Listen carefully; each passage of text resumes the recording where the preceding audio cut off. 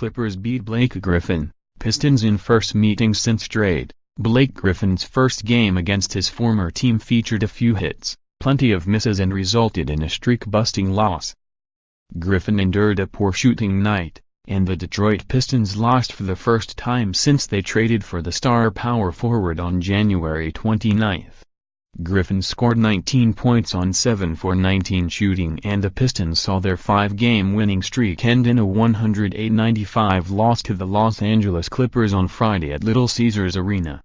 Griffin, who had 8 rebounds and 6 assists, re-signed with the Clippers over the summer and was reportedly told he could be a Clipper for life by team president Lawrence Frank. He lasted half a season with the franchise after signing the 5-year contract, then was traded to Detroit in a deal that sent Tobias Harris, Avery Bradley and Boban Marjanovic to LA. Things got a little tense early on. Griffin got tangled up underneath the basket with Bradley, who gave Griffin a shove. They exchanged words and a double technical was called. 5 technicals were doled out, overall. The exchange with Bradley seemed to get Griffin refocused after a slow start.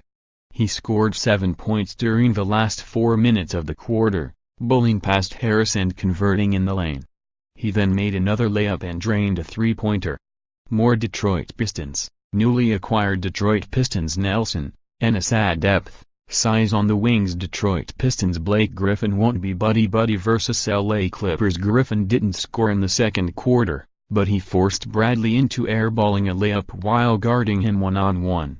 He also missed his first 3 shots after halftime before backing down to Danilo Gallinari and then scoring over former front-court partner DeAndre Jordan. Griffin scored 6 points in the final 3:07 of the quarter, but his defense was even more notable. He drew a charge against Harris and soon brought the crowd to its feet when he blocked Montrezl Harrell at the rim, then knocked the ball off Harrell while falling out of bounds. Griffin scored just 2 points in the fourth quarter, and the Clippers pulled away. Harris and Bradley were relatively quiet in their return to Detroit. Harris scored 12 points and snared 8 rebounds, and Bradley tossed in 10 points with 8 rebounds. Harris received a warm reception from the crowd during pregame introductions. He made a swift impact, converting a driving dunk for the Clippers' first points. But Harris only scored 4 more points the rest of the half, including a dunk after a steal. Bradley made his first 2 shots, then got shut out the rest of the half.